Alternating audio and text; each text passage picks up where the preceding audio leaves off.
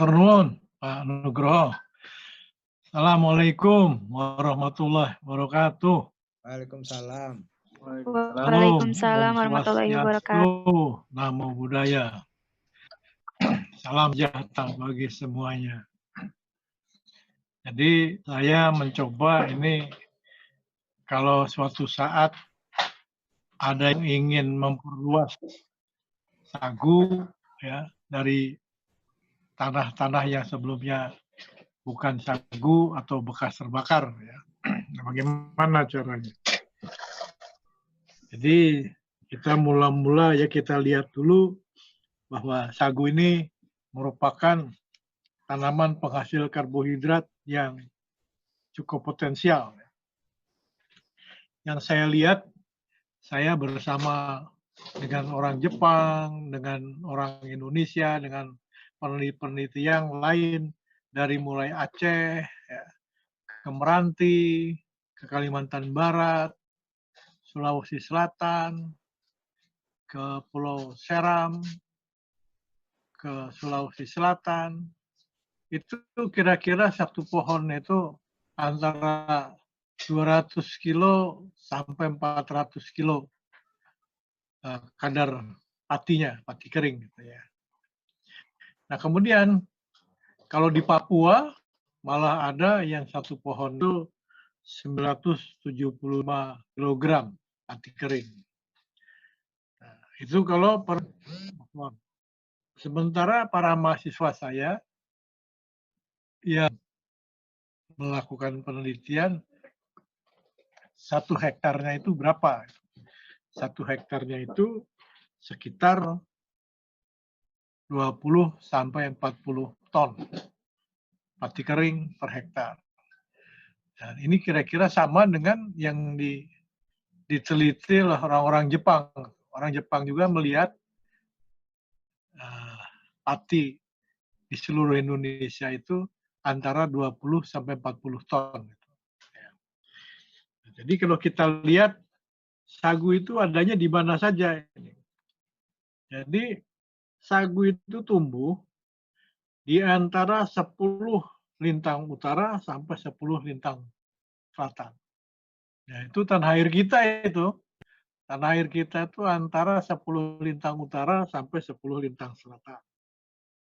Kemudian antara 90 bujur timur sampai 180 derajat bujur timur. Nah, ini sebetulnya sama dengan wilayahnya Majapahit dulu gitu ya. Jadi wilayah Indonesia ada di dalamnya.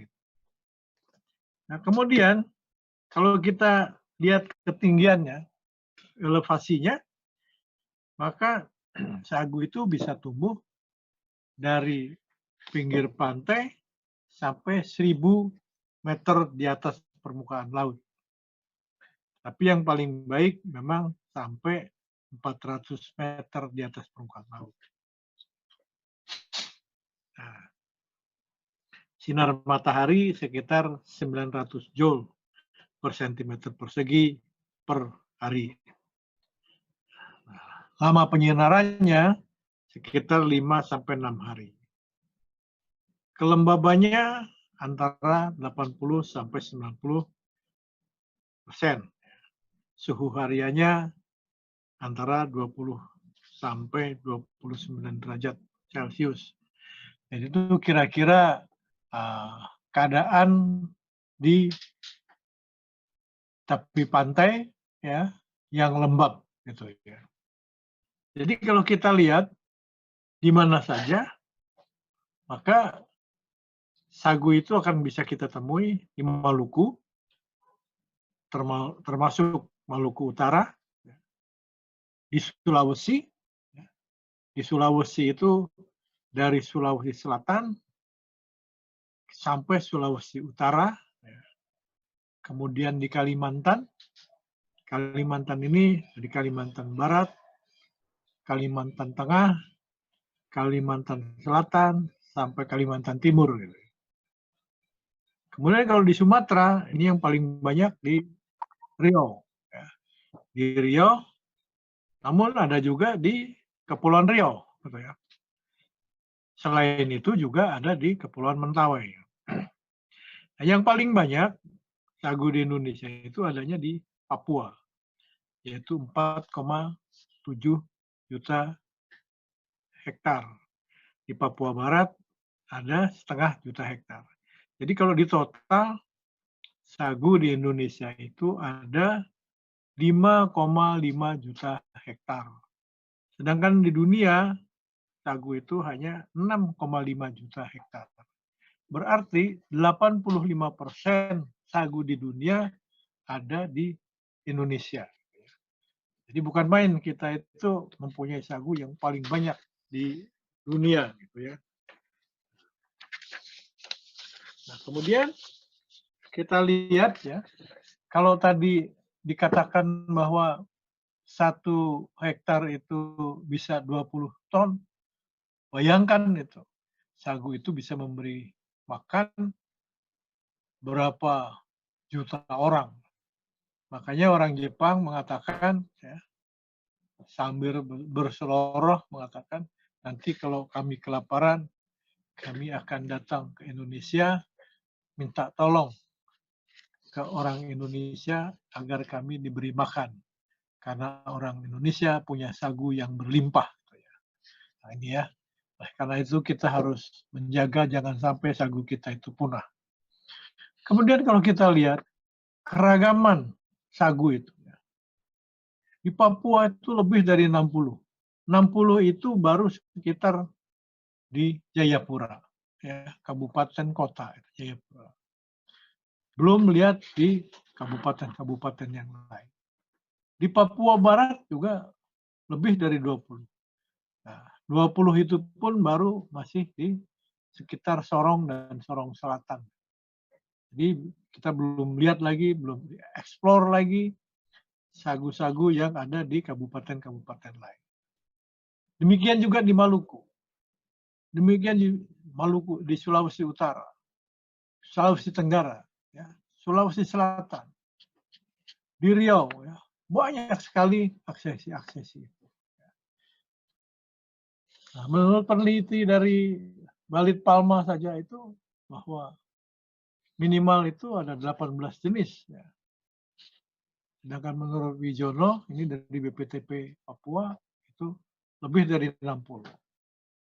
Kemudian juga ada yang mengatakan 43 jenis sagu yang berduri, 17 yang tidak berduri. Jadi ini mengatakan lebih dari 60. Jadi kita lihat bahwa variasinya banyak sekali.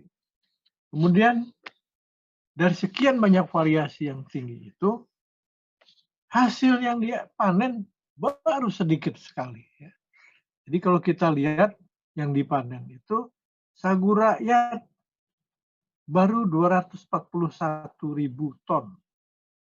Sagu perkebunan, ini di Meranti, ya, baru 6.000 ton. Sagu rakyat di Papua baru 400 ton. Di Papua Barat 3.000 ton. Jadi sebetulnya ini kalau kita lihat tadi bahwa kemampuan itu 20 ton per hektar, tapi kita punya 5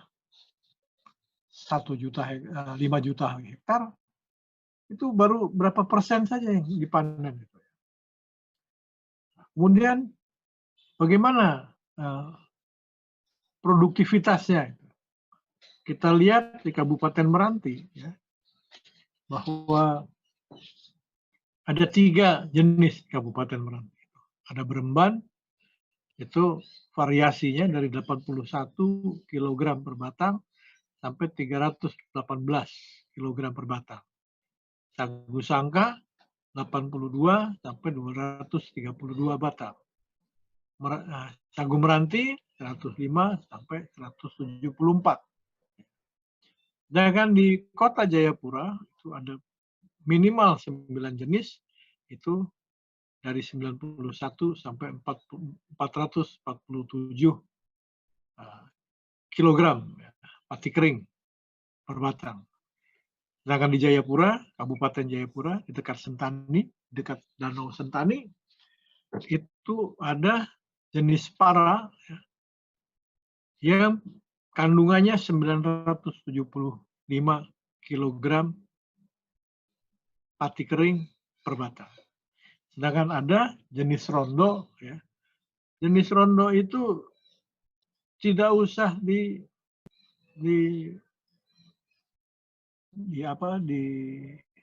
begitu diparut bisa langsung dimakan karena seratnya itu sangat lunak. Jadi ini sebetulnya sangat dicari oleh orang karena bisa langsung. Jadi berarti 100% itu. Biasanya yang lain itu sekitar 20%. Jadi rondo ini bisa langsung dimakan. Ya. Kemudian di Mimika, ya, kita lihat di Mimika ada 12 jenis. Di Mimika ada Mimika Timur ada 4 jenis, ya. Variasinya dari 104 sampai 275, produktivitasnya hampir 14 ton. Mimika Timur. Kalau Mimika Tengah dari 143 sampai 402 kilogram pati kering, produktivitasnya 27 ton per hektar per tahun. Kalau di Iwaka ada 7 jenis, variasinya dari 83 sampai 326 dengan produktivitas 24 ton pati kering per hektar per tahun. Sedangkan di Kabupaten Sorong ada 6 jenis, yaitu dari 110 sampai 361 dengan produktivitas 28 ton per hektar per tahun. Di Sorong Selatan itu 116 sampai 372. Jadi produktivitasnya 34 ton pati kering per hektar.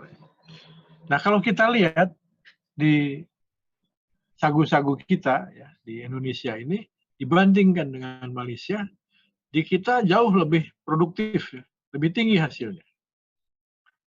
Jadi kita lihat ini yang melihat Pak Yamamoto itu ya, beliau melihat sagu di Batu Pahat, Johor, dan sagu di Mukah dan Dalat di Sarawak. Itu produksinya paling tinggi hanya sekitar 200. Ya. Di Pontianak saja itu produksinya bisa sampai 400 gitu ya. Ya, kalau di gambar itu di Pontianak itu sampai nomor 24 gitu ya. Di gambar itu sampai nomor 24 Kalimantan Barat, sedangkan di Riau produksinya bisa lebih dari 400. Ya. Nah, kemudian di Kendari itu malah hampir 600 produksinya. 600 kg pati kering per pohon. Ya. Sulawesi Tenggara. Meskipun juga ada yang kecil gitu ya. Nah, kemudian di Ambon itu lebih tinggi lagi. Produksinya ada yang sampai 700 lebih. Dan yang paling ekstrim itu produksi di Jayapura, di dekat Danau Sentani. Nah, sekarang harusnya kalau kita mau menanam, membuat perkebunan yang baru, maka harusnya dari rumpun-rumpun yang mempunyai produksi yang tinggi. Jadi misalnya seperti para. Para itu kan sampai 975. Nah, bagaimana itu? Karena dia adanya di Papua. Jadi kalau kita tidak mau ngambil yang dari Papua, ya ambil yang dari dekat, ambil yang paling tinggi. Jadi di sini sudah ada datanya. Kalau kita mau ngambil dari Meranti, sudah ada. yang tinggi sampai berapa itu 400-an ya.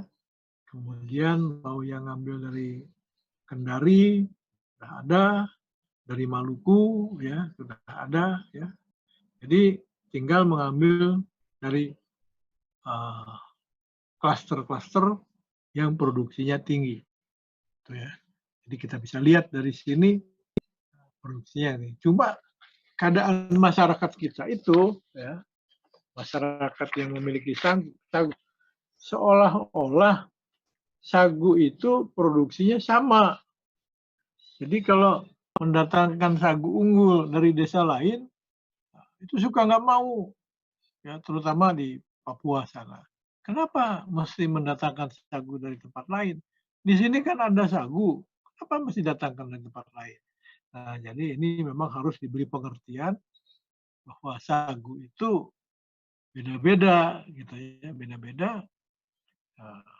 Ada yang jenis unggul, ada juga yang produksinya rendah gitu. Jadi harus dibeda-bedakan gitu ya.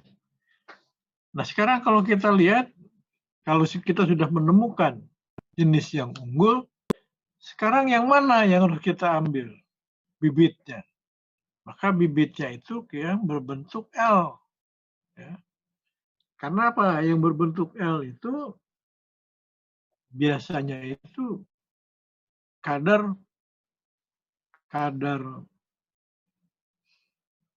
uh, kadar pastinya tinggi, ya, dan dia jauh dari induknya. Sebab kalau kita potong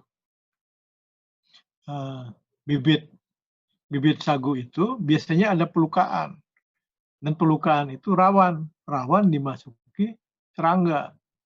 Nah, jadi kalau dekat itu bisa membahayakan induknya karena serangga-serangga itu bisa masuk ke dalam batang lewat pelukan itu. Ya. Jadi makin jauh dia makin jauh pula masuk ke batang induknya. Dan yang penting karena dia jauh berarti bobotnya makin tinggi. Jadi kalau kita lihat di gambar itu, gambar yang paling kanan itu seolah-olah seperti keladi. Nah, itu yang paling ringan. Ya. Nah, yang paling ringan itu kadar patinya, ya, kadar bahan makanannya paling sedikit. Gitu, ya. Nah, kemudian kalau sudah diambil, itu kita siapkan rakit-rakitnya. Rakitnya itu di gambar kiri itu dari dari bambu, dari daun sagu. Ya. Setelah dibuang ini tulang daunnya, ya. Kemudian abut itu anak sagu itu, ya. Bibit sagu itu disusun rapat supaya mereka tidak jatuh gitu ya. Baru kemudian rakit-rakit itu diletakkan di sungai atau di kanal. Ya. Taruh di kanal beberapa saat sampai tumbuh daunnya. Ya. Nanti kalau daunnya sudah tumbuh 2 atau 3 helai, maka bibit itu baru dipindahkan ke lapangan, ke kebun. Ya. Nah, biasanya itu sekitar 3 bulan. Nah, jadi kalau kebunnya itu luas, memang ini perlu ditaruh di rakit itu ya. Kalau yang dipindahkan hanya 1-2 pohon, memang kalau petani biasanya langsung pindahkan itu. Tapi kalau sampai ratusan atau ribuan, nah biasanya itu tidak bisa langsung ditanam. Oleh karena itu nanti kepanasan, ya, itu terjemur, akibatnya rawan. Ya, kalau rawan nanti bibitnya banyak yang mati gitu ya. Oleh karena itu ditaruh dulu di situ di tempat rakit itu sampai tumbuh daunnya. Kalau daunnya sudah tumbuh, baru dipindahkan, ya. Dipindahkan, nah, bisa kita lihat, kita atur, ya. Jadi waktu sudah ada daunnya, sudah ada akarnya, peluang dia untuk tumbuh menjadi lebih tinggi. Nah, biasanya kalau kita tanam ke suatu tempat, maka kita lihat waktu kita tanam itu di lubang tanamnya itu sudah ada air. Jadi kita lihat di sini kan eh, suasana abut atau suasana bibit itu kan dalam suasana air. Jadi waktu dia dipindahkan ke suasana air lagi, nah dia jadi tidak terlalu banyak menyesuaikan diri. Makanya dia banyak hidup. Tapi kalau dia dipindahkan ke suasana kering, maka dia akan banyak yang menyesuaikan diri, mungkin juga banyak yang mati gitu ya. Nah, itu. Ya. Jadi haruslah tanam itu dalam suasana yang basah lagi. Gitu ya. Oke, jadi buat lubangnya, baru dibawa bibitnya, baru ditanam. Gitu ya. Nah, selain penanaman itu juga gulma-gulmanya ini harus dipotong. Ya. Sebab kalau gulmanya ini lebih dominan sehingga menutupi bibit itu, karena lebih rimbun, maka bibit itu akan terhalang. Ya. Terhalang pertumbuhannya, maka bibit itu bisa mati. Gitu kan? Oleh karena itu, pada waktu baru ditanam, bibit itu harus lebih baik. Nah, biasanya pada saat awal-awal itu, bibit sagu itu dipupuk. Dulu awal-awal itu kita pupuk. Ternyata dipupuk tidak dipupuk pertumbuhan sagu sama saja. Jadi akhirnya kita berkesimpulan bahwa tanaman sagu itu tidak perlu dipupuk. Dan karena sagu ini anakannya banyak, ya, daunnya banyak, makanya meskipun hamanya banyak juga, tapi belum sampai sagunya mati diserang hama, hamanya sudah berubah bentuk. Makanya orang petani sagu tidak pernah memberantas hamanya, hama pada sagu. Jadi dibiarkan saja sagunya, karena anakannya yang banyak. Nah, kemudian kita lihat bahwa penyakit dan hama itu ada, tapi karena perkembangannya cepat menjadi bisa tidak diperhitungkan. Nah, kemudian fase pertumbuhan. Ya. Fase pertumbuhan itu kalau kita lihat, ya, mula-mula ada fase roset.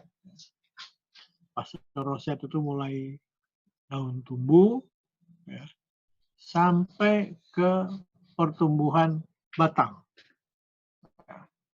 Sampai pertumbuhan batang. Ini yang tadi saya sangat rawan kalau ini tertutup oleh rumput. Gitu ya. Oleh karena itu pada fase roset itu sebelum pembentukan batang, ini kalau bisa tanaman sagu itu jangan tertutup oleh rumput. Baru kemudian akan tumbuh batang. Nah, pada saat awal pertumbuhan batang, jadi biasanya si daun yang tadinya tidak ada batangnya tiba-tiba tumbuh batang. Maka si daun itu akan pecah gitu. Karena ada batang yang tumbuh. Nah, menurut orang-orang di Meranti dikatakan pecahnya daun itu disebut fase punggung gajah. Punggung gajah. Nah, setelah pembentukan batang, biasanya pertumbuhan sagu itu cepat. Gitu ya. Cepat, nah itu mungkin biasanya bisa minimal 1 meter 1 tahun pertumbuhannya.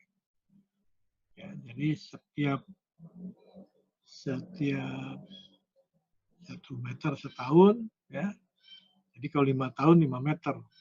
Jadi kalau 1,5 meter ya 5 tahun ya 7,5 meter gitu ya. Itu. Prof bisa Ya, agak dipercepat Prof ya? ya. Jadi itulah. Kemudian kalau kita melihat pertumbuhan ini harus ada kanalnya, ya, kanalnya, dan kemudian kanal itu disekat-sekat gitu, supaya airnya tidak tidak tergenang di situ. Ya. Nah kemudian supaya lebih ini juga si petani sagu itu biasanya diintegrasikan di situ dengan adanya ada ikan dan ada ternak.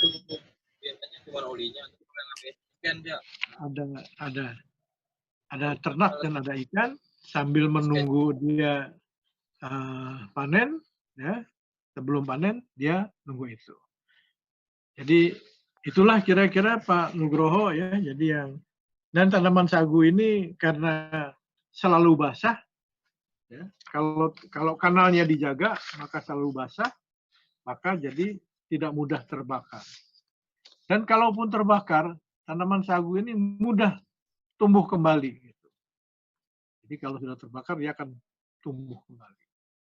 Jadi kalau kanalnya selalu dijaga, maka selalu basah, maka dia tidak akan sampai habis-habisan. Saya kira itu saja Pak Nugroho. Nanti kita sambung dengan tanya jawab. Terima kasih. Assalamualaikum warahmatullahi wabarakatuh. Waalaikumsalam. Waalaikumsalam warahmatullahi. Terima kasih Prof Bin. Nanti kita sambung yang lebih gayeng lagi di saat kita diskusi interaktif. Ibu Bapak tetap kami undang nanti untuk mendapatkan informasi tambahan dari para panelis kita dan mungkin